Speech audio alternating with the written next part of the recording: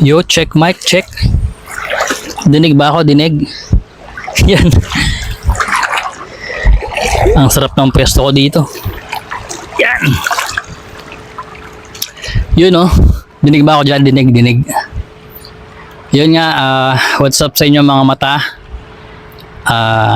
Ang title po ng vlog na to ay pagpapakilala. So, kumbaga, ito yung pinaka introduction ko about dito sa challenge ni Byjapper. So, bago po ako magsimula mga mata, gusto ko lang po sabihin na gusto kong i-try na hindi i-edit itong vlog na to. Kumbaga yung hindi siya i-kakat ba yung ano, yun nga, i-edit kasi mamaya malalaman nyo, sasabihin ko mamaya kung bakit. So yun nga mga mata, what's up sa inyo? Sa mga hindi po nakakakilala sa akin, yung mga bagong viewers po, sa mundo ng YT,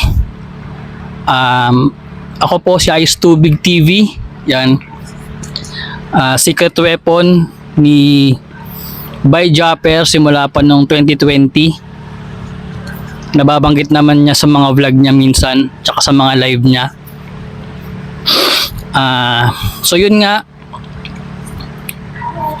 Pero ang tunay ko pong pangalan ay Mark Jan Pagdanganan. Yan. Tubong Pasig, Pasig City. Tapos ang nickname ko po sa amin ay Jan or Jan. Kapalayaw ko po yung katukayo ko po yung bunsong kapatid nila Byjapper, si John Ray. Alam ko Jan din yung nung nickname yun, nung nickname niya. So yun nga, yung sa family ko, sa mga relatives, ang tawag sa akin Jan or Jan. Pero sa school, elementary, high school, college, ang tawag sa akin Mark Jan or Mark lang. So yun, sa school lang yun. Tsaka nung nagkatrabaho na ako, Mark talaga ang sa akin, ang tawag sa akin. So yun nga, balik tayo dun sa introduction. So sa mundo ng YouTube, ako po sa Ice Tubig TV. Nagsimula ako mag-vlog officially nung nagawa ko yung channel ko January 2020. Pero before bago pa noon, na matagal na po ako nakapag-vlog, pero hindi ko alam na vlogging po yung tawag doon. Hindi ko rin po siya na-upload dahil nung mga time na yon wala pang Facebook, Friendster pa lang. Yan, shoutout sa mga nakaabot ng Friendster dyan. So yun, alam ko may YouTube na noon, pero bago-bago pa lang din ata yung YouTube noon. So yun, wala pang Facebook, Friendster pa lang. So mahilig na po akong mag-video ng pa selfie. Ang gamit ko pa po nun dati is Digicam. Kung nabutan nyo po yung Digicam, yung mga lumang Digicam yon, na ilang video lang yung magkakasya. So yun, next time i-upload ko yung na-upload ko na pala yon sa sa Facebook ko. Tingnan ko kung may insert ko dito yung mga dati kong vlog na hindi ko alam na vlogging pala yung tawag doon. So yun, noon pa lang mahilig na po akong talaga mag video ng mga nature video sa akin, yung kumbaga yung parang documentary, tapos ayun, mga picture magka-capture ng mga kung ano-ano, kumbaga anong tawag dito, mas mahilig ako kumbaga sa mga nature talaga. Hindi naman halata, di ba, kung nasan tayo ngayon. So yun mga mata, so balik tayo dun sa sa 2020. So yun nga, naging secret weapon ako ni by Japper. So baka sa ibang vlog ko na lang ikwento kung paano ako nakapasok sa GC, sa secret weapon. So yun nga, dumaan yung mga panahon. Noong 2020 din ako na monetize. December yun. January ako nag-start mag-vlogging officially. Naging secret weapon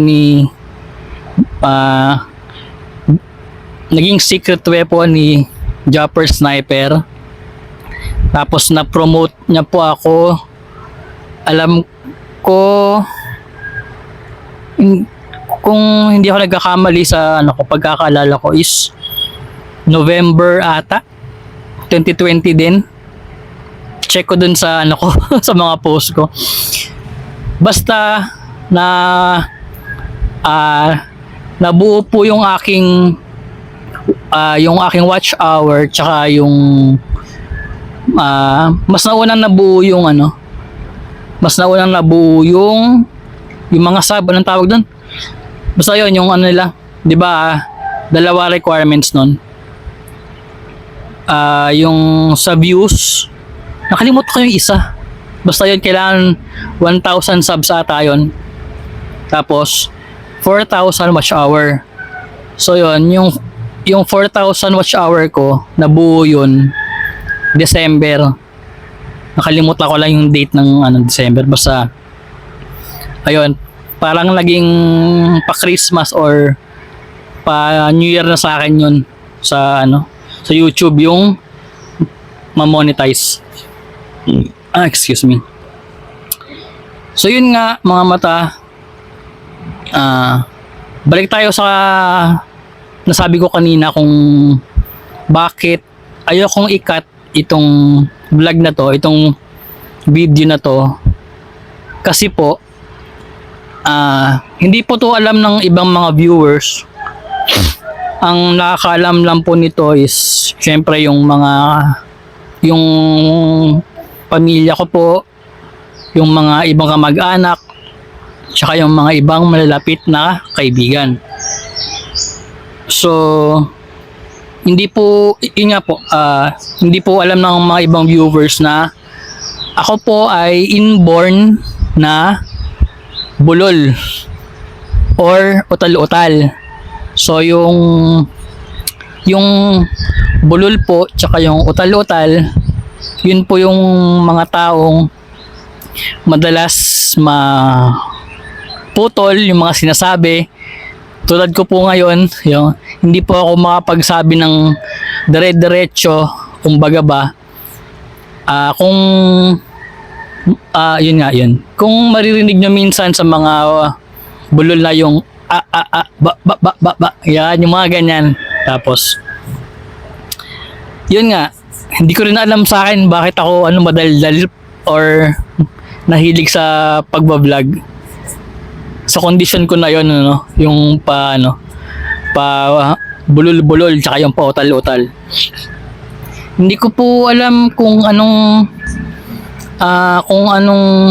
reason nun or kung saan po nanggagaling, kung bakit may mga taong nauutal, or kung sa English man is stutter ata, kung di ako nagkakamali, nag-stutter. So yun, kaya gusto kong malaman ng mga viewers na, kasi minsan sa mga vlog ko, pag mapapansin nyo, panay puro putol, kumbaga yung edit, cut, edit, medyo madaming ganun sa mga vlog ko. Dahil po doon mga mata. Dahil pag nagsasalita ako sa vlog, madalas po akong napuputol, madalas po akong nabubulol, nauutal, yan tulad ngayon. Yun nga, para maging aware din kayo na pag may mga ibang tao din na kayo na nakita or marinig na same sa akin, same sa condition ko, inborn na kasi. So yun, kumbaga parehas po kami. Kung meron man po kayong makita or mga kakilala na same sa akin, siguro lang, paano ko ba sasabihin na friendly advice lang, no?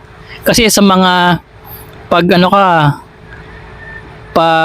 tawag dito, bata ka, normal yung normal kang makaranas ng mga mga pangasar. Hindi naman pang bubuli. Iba kasi yung pambubuli. Kumbaga lang, normal yung pangasar kahit kanino, kahit sinong makarinig sa'yo. Siyempre pag bata ka minsan, 'di ba? Pag may dahon. Pag nasar ka sa isang bagay na merong kakaiba sa'yo, siyempre pag maliit ka, pag bata ka, mahihiya ka talaga kung baga bumababa yung self-esteem mo. So yun, normal siguro yun sa mga bata. Pero ako noon, ayun nga, nahihiya na meron akong stage fright kung tawagin nila noon, na mahihiya kang humarap sa maraming tao. Tapos kung baga ba sa school, pag meron kayong recitation, yan, sobrang nahihiya po ako dyan. Elementary, high school, yan. Tapos nung college naman, nung medyo nagmamature na ako, medyo natatanggap ko naman na siya, na kumbaga yun na yung kapalaran mo, no? Kung baga ba, tanggapin mo na lang. So yun, unti-unting nawawala yung pagkahiya ko sa pag kumakausap ako ng ibang tao. Pero kumbaga sa mga tropa, sa mga kamag-anak, normal na minsan yung yung panigsalita ka tapos mautal ka yung bigla kang gagayahin. Kumbaga din sila. Alam ng mga tropa ko yan. Shout out sa mga tropa ko dyan. Yung Team Tambays, yan, Team Tambays. Tsaka sa mga ibang mga ibang classmates ko. So yun, kaya nag-decide po ako na sabihin sa inyo na itatry ko pong hindi ikat itong vlog na to. Tapos, ano pa bang sasabihin ko? Kung baga, kung ano yung nakapag-trigger sa akin na mautal or mabulol, wala siyang wala siyang pinipiling emotions ko pero mas mas malala pag excited ako, pag masaya, pag galit, yan, diyan siya nagti-trigger minsan. Hindi naman sobrang lala. Lang, yung talagang hindi mo maiintindihan yung sinasabi ko. Pero pag ganitong lang, relax lang ako, chill lang, meron pa rin siya. Kung maririnig nyo, kung mapapansin nyo, mapuputol ako bigla. Anong tawag dito? Parang tuwing magsasalita ako, kaya ako nauutal, kinakapos ako ng hininga. Kumbaga, short breathing ba tawag doon? Basta ganun. Basta, siyempre pag nagsalita ka, ano eh, pa-exhale eh, di ba? So yun, parang sa akin, maikli yung paghinga ko. So minsan, pag kinakapos na ako ng hininga, doon ako napaputol, doon ako nauutal. So yun, kumbaga, hindi na siguro masyadong mahaba kasi meron pa akong gagawin eh. Alis pa kami. So yun, gusto ko lang ikwento sa inyo yung aking pong condition or inborn condition. Ayan, hihingal na ako. Ayun, sana pag may nakita kayo or meron kayong nakilalang same sa akin na may inborn din na ganito, ano lang, siguro payuhan nyo lang kapag nahihiya sila, siguro ano lang, payuhan nyo lang na magbasa lagi, manood lagi ng yung mga nag-i-speech, yan, mga ganyan. Dati po talaga talagang nag-practice po ako siguro nung mga college days, tsaka nung nag-work na po ako. Yun, nahilig din po ako basa ng mga libro, hindi naman libro, kumbaga mga magazine minsan, mga ganyan. So yun, sa akin lang, siguro wag natin silang kutsain or i-down. Pero sa mga tropa, sa mga pamilya, maintindihan na yon syempre. Kumbaga, nagkakaintindihan na kami. Ginagawa ko na lang din pong strength yung pagkabulol ko, pagkautal ko. Kumbaga, yun nga kumbaga,